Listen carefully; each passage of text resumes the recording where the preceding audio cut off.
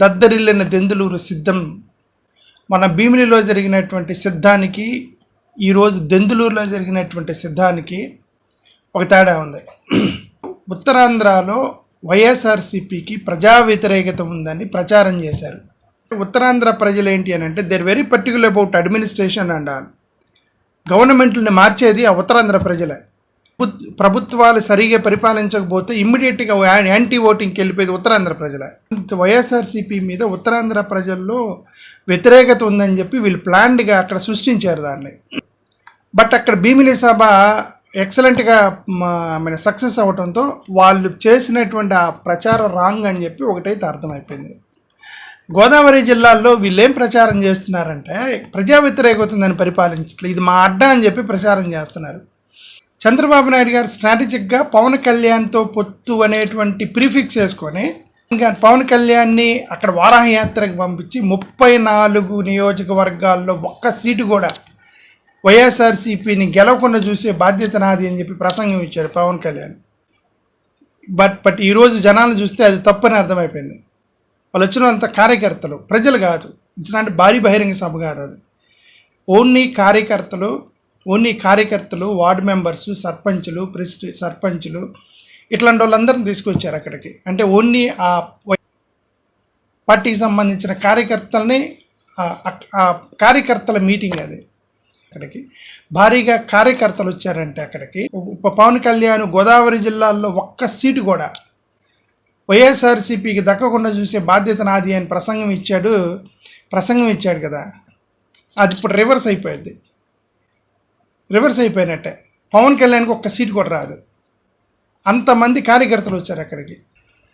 పవన్ కళ్యాణ్ ఆశలన్నీ ఆ గోదావరి జిల్లాల మీద ఉన్నాయి, చంద్రబాబు నాయుడు గారి ఆశలన్నీ కృష్ణా జిల్లాలో ఉన్నాయి. ఇప్పుడు ఈ 3 జిల్లాలు కలిపి ఇది మా అడ్డా అని వాళ్ళు ప్రచారం చేసుకుంటున్నారో, ఇది మా అడ్డా, ఇది కృష్ణా జిల్లా తెలుగుదేశానికి అడ్డా, గోదావరి జిల్లా పవన్ కళ్యాణ్ అడ్డా అని చెప్పేసి వాళ్ళు ప్రచారం చేసుకుంటున్నది ఏదైతే ఉందో అది మొత్తం స్మాష్ చేశారు ఈరోజు మీటింగ్తో. అది పవన్ కళ్యాణ్ అడ్డా కాదు, అది 100% వైఎస్ఆర్సీపీ అడ్డా అని చెప్పి వీళ్ళు ప్రూవ్ చేశారు ఆ మీటింగ్తో. చంద్రబాబు నాయుడు గారు కృష్ణా జిల్లా అడ్డా అన్నారు, అది కూడా ఫేక్ అని అడ్డా వీళ్ళు నిరూపించారు కార్యకర్తలు. పవన్ కళ్యాణ్ అసలుకి గోదావరిలో ఒక్క సీటు కూడా గెలవకుండా చేస్తాను మీ వైఎస్ఆర్సీపీని అని అనటానికి ఎంత పెద్ద కాన్ఫిడెన్స్ ఉంది వెనక. ఆయన కాన్ఫిడెన్స్ ఏంటంటే చంద్రబాబు నాయుడు గారు బీజేపీ మేము ముగ్గురు పొత్తు పెట్టుకుంటామని ఆయన కాన్ఫిడెన్స్. ఆ కాన్ఫిడెన్స్తో ఆ రోజు ప్రసంగం ఇచ్చాడు, ప్రభుత్వ వ్యతిరేక ఓటు నేను చేల్చను అని. ఇప్పుడు నాకు తెలిసిన వరకు ఆ పొత్తు జరగదు. నరేంద్ర మోడీ గారు చంద్రబాబు నాయుడు గారు నన్ను ఈజీగా మర్చిపోరు. చంద్రబాబు నాయుడు గారు మామూలు పనులు చేయలేదు. అమిత్ షా గారు తిరుపతి వస్తే దాడి చేయించాడు అమిత్ షా మీద. మోడీ గారు వస్తే నేను నల్ల బ్యాడ్జీలు పెట్టుకొని వ్యతిరేక కార్యక్రమాలు చేశాడు చంద్రబాబు నాయుడు గారు డైరెక్ట్గా నరేంద్ర మోడీ గారి మీద. అదే చంద్రబాబు నాయుడు గారు మీ నరేంద్ర మోడీని ఓడించి తీరుతానని చెప్పేసి ఆ బీజేపీ ఎన్డీఏ వ్యతిరేక కూటమి కడతానని చెప్పి కాంగ్రెస్తో కలిసిపోయి అక్కడ ఆయనకి కాంగ్రెస్తో కలిసి కూటమి పెట్టాడు చంద్రబాబు నాయుడు గారు. నరేంద్ర మోడీ గారు కుటుంబ సభ్యులను కూడా తిట్టాడు చంద్రబాబు నాయుడు గారు. మరి ఇంక ఇన్ని చేసిన తర్వాత నరేంద్ర మోడీ గారు ఇవన్నీ మర్చిపోయి చంద్రబాబు నాయుడుతో కలుస్తాడని నేనైతే అనుకోవట్లా. వీళ్ళు ప్రయత్నాలు జరుగుతున్నాయి కానీ నేనైతే అది కలుస్తారని నేను అనుకోవట్లా. నరేంద్ర మోడీ గారు ఆయన చాలా వ్యూహకర్త. నాకు తెలిసిన వరకు అంత ఈజీగా చంద్రబాబు నాయుడు గారు ఇక్కడ ట్రాప్లో పడతారని నేను అనుకోవట్లా ఇంత జరిగిన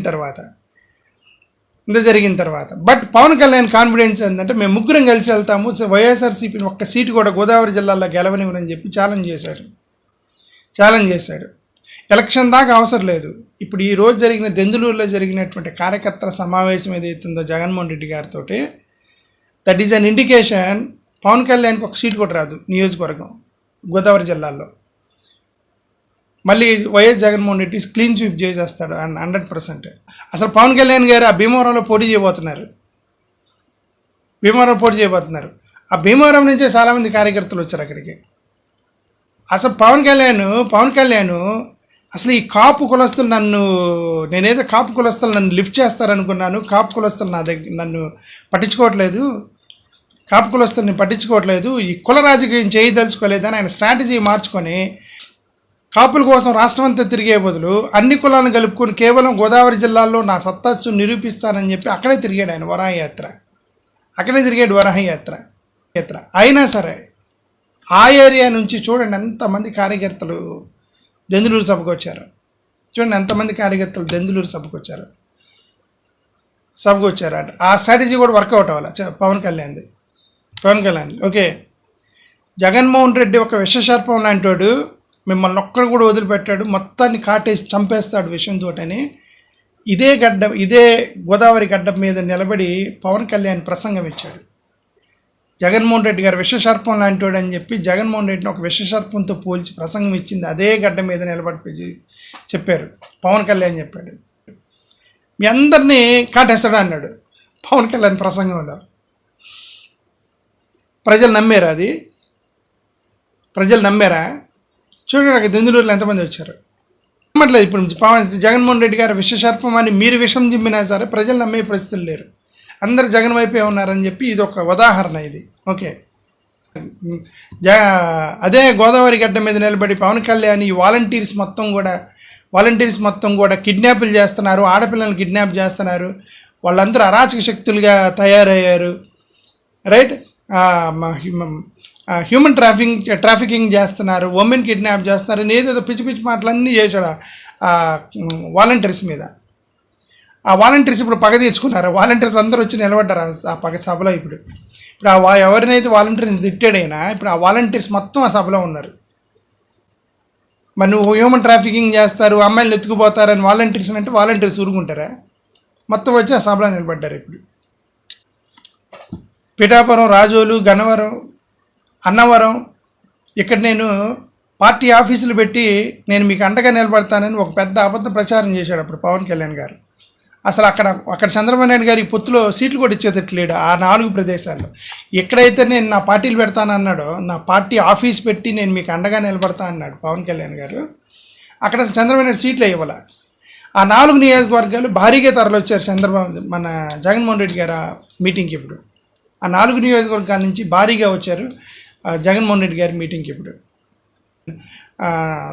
తుఫాన్లో చాలా పంటలు నష్టం వచ్చేసి నేను రైతులను ఆదుకుంటానని చెప్పి రైతుల దగ్గరికి వెళ్ళి ఇలాంటి రైతు వ్యతిరేక ప్రభుత్వాన్ని వైఎస్ జగన్మోహన్ రెడ్డి ప్రభుత్వం ఎట్టి పరిస్థితుల్లో నేను గెలవనివ్వనని చెప్పి శపథం చేశాడు రైతుల ముందు పవన్ కళ్యాణ్.